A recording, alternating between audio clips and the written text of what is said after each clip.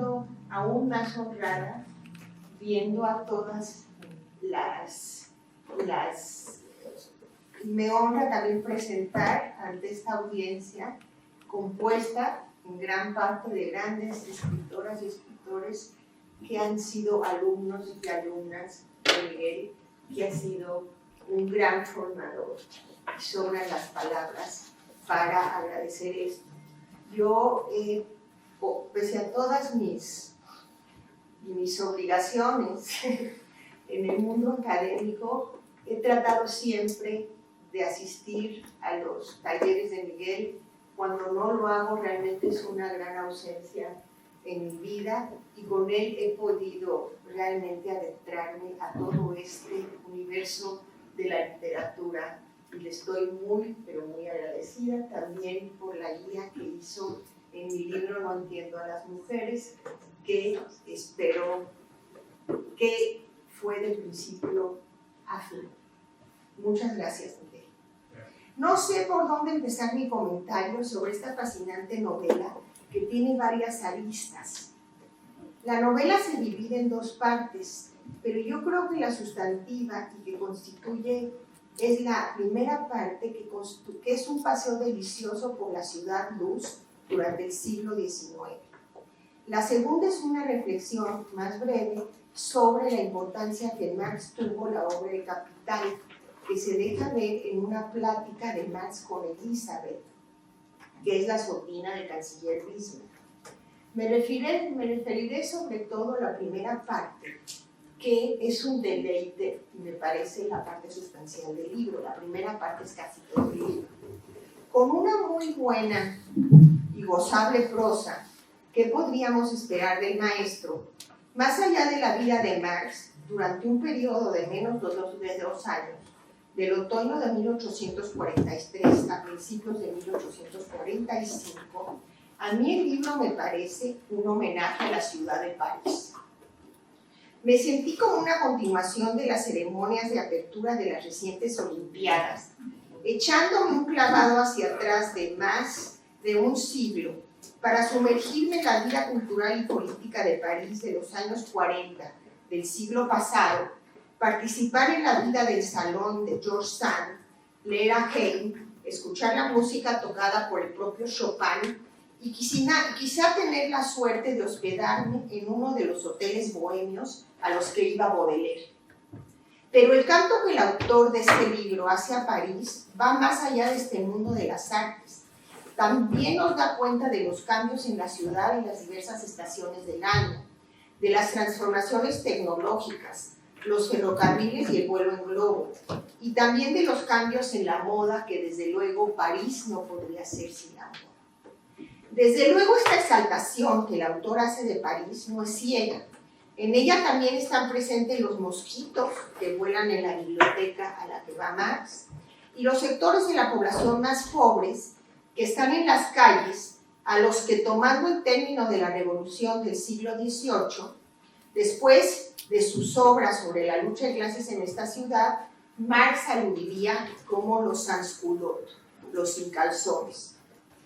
En lo que se refiere a Marx, a pesar de su corta estancia en París, tiene una significación y un peso muy relevante en su vida y en todos sus escritos. Más allá del contenido de la novela, quiero comentar que lo que en ese momento está escribiendo Marx en París son lo que después se conocerán como sus manuscritos económicos filosóficos, que se publicarán mucho después, hasta entrado el siglo XX, y que, a diferencia de sus textos posteriores, como el Manifiesto del Partido Comunista, que es un llamado a la acción revolucionaria, o El Capital, que es una obra de economía política, en los textos del joven Marx encontramos su concepción filosófica del hombre como un ser que trabaja, concebido este último como una actividad intelectual y física y creativa que hace que el hombre se realice.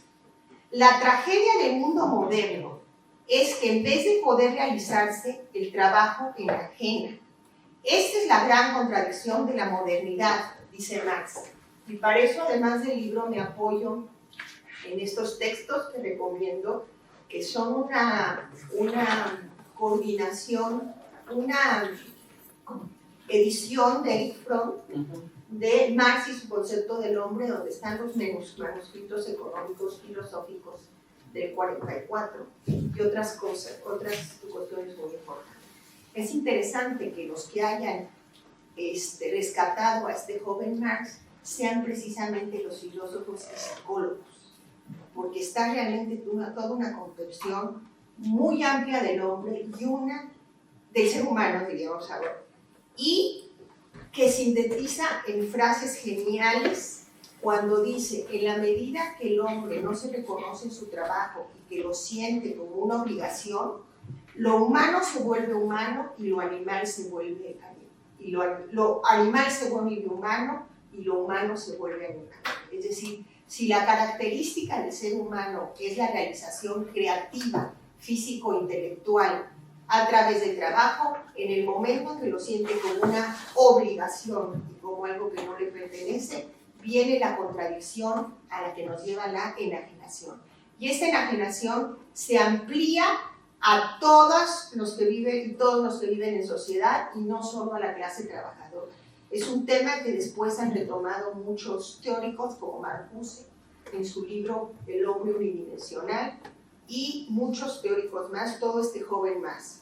No sorprende que este tipo de textos hayan llamado al anterior de filósofos y psicólogos, como esta compilación de Eric Fromm. Esto lo expresa Marx, como les dije, con una pluma genial. Este texto de trabajo naserenado es un manuscrito de 8 páginas en las que sostiene su postura de una manera sintética y llena de metáforas. Porque Marx era un gran escritor.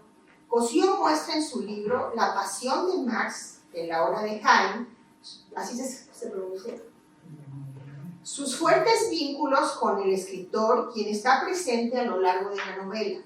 Como también lo señala Cosío, Marx era un gran admirador de Balzac. Cosío señala que él hubiera querido estudiar la comedia, escribir la comedia humana. Y aquí la relación es muy interesante, porque Balzac hace una crítica a la sociedad burguesa desde la aristocracia.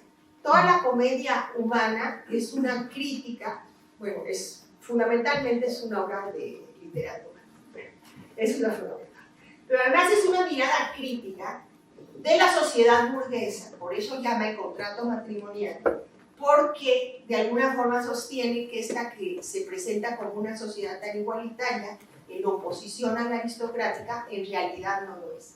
Entonces, la de Balzac es una cuestión un poco de añoranza a la aristocracia, de crítica desde la aristocracia, y Marx lo retoma como una crítica a la burguesía. Pero es una gran, su mirada crítica la retoma como una crítica de la.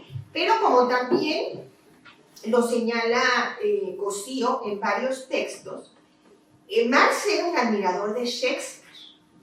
En sus testimonios sobre la vida de su padre, compilado en este libro, su hija Eleanor escribe: Shakespeare era la Biblia de nuestra casa, siempre en bolsa de alguien y en manos de todos.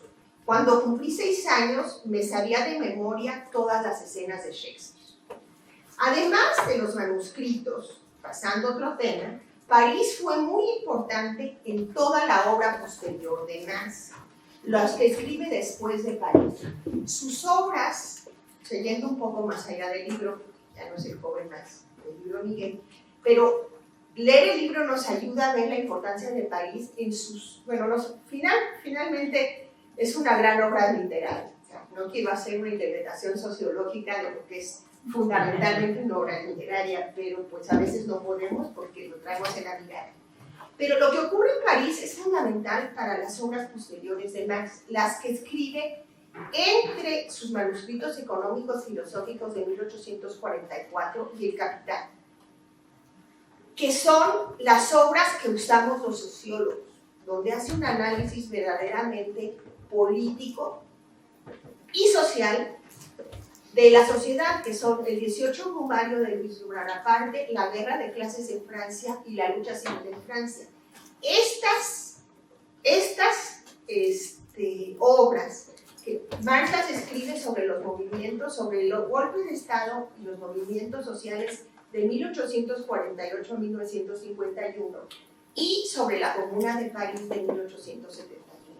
Y esas son donde ojalá muchos marxistas dogmáticos leyeran estas obras para que se dieran cuenta de la riqueza que tiene Marx más allá de las interpretaciones simplistas que suelen hacer. Entonces, que las obras de Marx estén centradas en París nos sorprende, porque Francia era el país unificado de Europa, es decir, todos los caminos iban a París, como lo pueden ver a través de los ferrocarriles, que entonces Miguel señala como el invento. Esto no pasaba en otras partes de Europa. Italia y Alemania tienen una unificación tardía. Realmente era Prusia, y realmente no es sino hasta 1871, liderada por el canciller Bismarck, que es tío de la joven Elizabeth, que dialoga y pasea con Marx en la segunda parte del libro, cuando se va a unificar lo que entonces sería Prusia y luego Alemania. Como el libro de Cosío, afortunadamente, no es un árido tratado de sociología, sino una deliciosa novela, en él encontramos otros detalles de Marx joven centrados no solo en su intelecto, sino en su cuerpo. Me encanta haber desbancado la única imagen que yo tenía de él como un ser maduro, canoso y con una cabellera tupida, con barba relativamente arreglada y vestido de traje, como aparece cuando aparece en medio cuerpo. Es la imagen que aparece en sus textos o en cualquier imagen de Google que ustedes pueden buscar. El Marx de Cosío es un joven peludo, desaliñado, desordenado, que se baña una vez cada 15 días, siempre entre libros y como un incansable fumador, con una apestosa pipa, con un lenguaje punzante y que a pesar de todo esto no pierde su atractivo. En la novela parece que está centrada en un conflicto que se establece con su contraparte Cornelius Froché, el agente que tiene la orden prusiana de detener a Marx y que parece que tiene un guiño del inspector Javert de Los Miserables. Le quería preguntar, ya que en la novela de Cosío, el propio Fouché alude a Jean Valjean, el personaje que se roba el pan y a quien persigue en la novela de Victor Hugo. Sin embargo, como lectora del libro,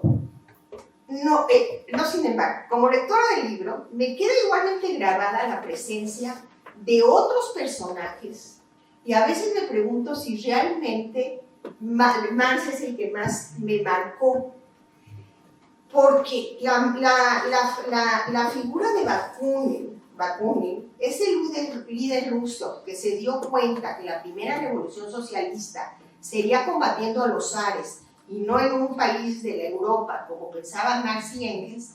Resulta un fornido, apasionado e irreverente que está todo el tiempo presente en la novela. Como ya se señaló, otra figura fundamental del libro es Heine. En la novela nos enteramos de que le pide a Marx escribir un prólogo para uno de sus cuentos y visita constantemente la casa de Marx y Jenny como parte de la familia. Por último, quisiera yo resaltar el papel de las mujeres en la novela de Cosío. Dice Marx en la novela de Cosío, ¿qué sentido tendría cambiar el mundo si no se puede amar a una mujer? Y es que en la novela, además de los personajes femeninos, las mujeres tienen una gran importancia y abarcan la pluralidad de las miradas femeninas en la vida bohemia de París. Desde George Sand, que es el escritor que reúne a intelectuales y políticos en su salón, hacia la Catalín del prostíbulo, que tiene un encuentro temporal en la vida de Marx y que siempre es presentada como una mujer perceptiva e inteligente. Ni hablar del papel de Jenny, con quien Marx estuvo casado toda su vida y murió unos meses después de que ella falleciera. Como dice Cosío en la novela, Jenny arregla el mundo caótico de Marx, una mujer excepcional que fue su colaboradora toda su vida. De origen aristócrata, se alió a las causas de los trabajadores, que eran la obsesión de su marido. En su testimonio, el periodista revolucionario Paul Lafarge, eso está más allá del libro, señala que Marx tenía tanto respeto al sentido crítico de su mujer que le mostraba todos los manuscritos, y la señora Marx copiaba todos los manuscritos de su marido antes de enviarlos a imprenta. Jenny también tuvo que aguantar todas las situaciones económicas de su esposo. En una carta reproducida en este libro, escrita en 1950, ruega que la revista donde escriba su marido le dé dinero y le cuenta la terrible situación con las siguientes palabras: vinieron los alguaciles y me embargaron los pocos objetos que poseía, ropa, camas, hasta la cuna de mi propio hijito y las mejores juguetes de mis hijas, que se pusieron a llorar amargamente. Pero la importancia de las mujeres en el libro no solo está en Jenny, George Sand y Catalina. También está Matilde, la esposa de Jaime, que no pone su atención en la vida intelectual, ya que, según lo dice la novela de Vacío, su mayor interés está en vestidos y los sombreros con cintas y adornos que en las historias inventadas hace 100 años, pero que en manos del amado expone su alma, corazón, vida y nada más. Y desde luego la importancia del cierre del libro con Elizabeth, quien va en el mismo barco de Vargas, Inglaterra, que es la sobrina de Bismarck y que sobre todo es un escucha extraordinario hacia Marx, para que le está relatando todo lo que vive después de la edición o frente a la próxima edición del Capital. Son muchas las vetas que podría yo hablar de este libro. Escucha el Capital, que Marx le pone al corriente de todas sus proezas y orgullo en torno a la publicación del Capital. Como ustedes seguramente saben, el Capital tiene 3 volúmenes de más de 700 páginas cada uno, y además fue precedido por unas notas que se llaman los Grundrisse. A diferencia de lo que creía Marx en la novela, yo creo que no fue leído por los obreros, pero sí por los académicos y los intelectuales que construyeron una importante tradición académica en todos los campos de las ciencias sociales que perdura hasta la actualidad. Pero ¿qué importa la realidad posterior y lo que pasó posteriormente frente a lo que ocurre en la novela? Mejor adentrarnos en ella. Felicidades, maestro.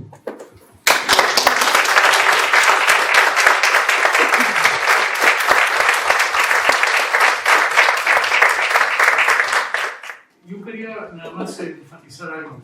A mí lo que me interesaba era hablar del hombre, del ser humano, del Marx, que, como tú decías, ha sido tan polémico y ha sido tan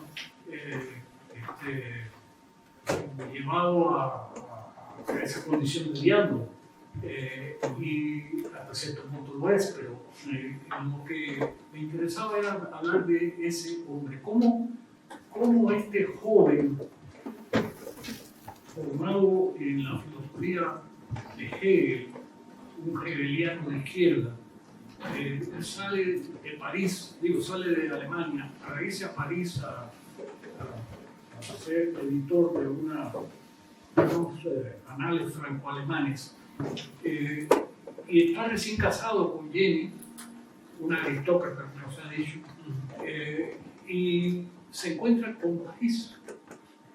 ¿Qué cosa era París? ¿Y qué tuvo que ver Francia, como también se ha apuntado con mi colega, en la formación de este hombre, de este pensamiento? Tuvo muchísimo que ver, ya se ha dicho. Hay 2 o 3 cositas que no se han tocado, pero me parece que son muy importantes. Yo creo que Marx en su vida había visto un obrero real. Es decir, él era un revolucionario contra el emperador, hablaba de los derechos de los campesinos y tal, pero se encuentra con un mundo donde está surgiendo una clase obrera. No es la clase obrera de las grandes industrias que ya empiezan a ver en Inglaterra, sino trabajadores de pequeñas tiendas, sobre todo mujeres modistas, una ciudad llena de prostitutas, miles de prostitutas, porque era la ciudad donde había más actividad. Una ciudad donde empiezan a existir los restaurantes tal como los conocemos hoy, por eso hablaba tú de las comidas, y empiezan a publicarse los primeros libros de gastronomía. Una ciudad donde empieza a figurar la moda, en fin, una ciudad, yo diría una ciudad que está efervescente. Esa ciudad no es la Alemania de donde viene este joven, es una ciudad romántica, una ciudad que a partir de 1830, con la puesta en escena de Hernani y de Victor Hugo, empieza el romanticismo francés. El romanticismo francés se encuentra con personajes como George Sand, una mujer feminista que se viste de hombre para poder enfrentarse al mundo masculino, pero se encuentra con algo más muy importante para la formación de su pensamiento. Se encuentra con socialismo utópico, se encuentra con los pensadores franceses que han hablado por ejemplo, de Rousseau, el primer pensador que habló de socialismo en la historia de ese pensamiento, pero no un socialismo como el que se habla actualmente, es un socialismo casi religioso, un socialismo con falansterios, comunas donde se comparten las mujeres, un socialismo de amor libre, un socialismo donde Fourier, que es uno de los fundadores de este pensamiento, habla de la distribución de los bienes entre todos, un socialismo que tiene creencias religiosas incluso, pero que aporta varias cosas que luego va a tomar el pensamiento marxista o pseudo-marxista, de cada quien según su trabajo, a cada quien según su necesidad. Eso es un planteamiento de los socialistas utópicos y que Marx recibe por primera vez. Y luego en sus movimientos alrededor de la ciudad se va a encontrar con figuras extraordinarias, se va a encontrar con un sacercillo, Wakeling, con otro personaje como Proudhon, que escribe un libro que se llama Filosofía de la Miseria, al que él tiene luego que refutarle con su libro Miseria de la Filosofía.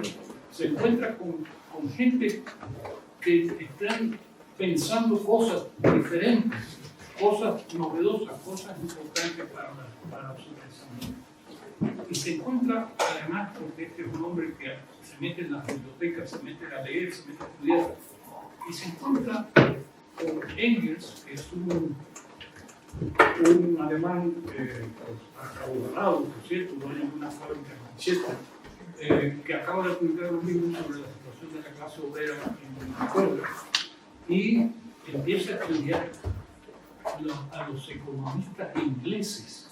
Se encuentra con Adam Smith y se encuentra con David Ricardo, que David Ricardo es el que formula la teoría del valor trabajo. Entonces, usualmente los marxistas dicen que hay tres partes integrantes del marxismo, que es el socialismo utópico, la filosofía clásica alemana y la economía clásica inglesa. Eso es lo que encuentra Marx en París. Pero se encuentra en París, un París fascinante, un París lleno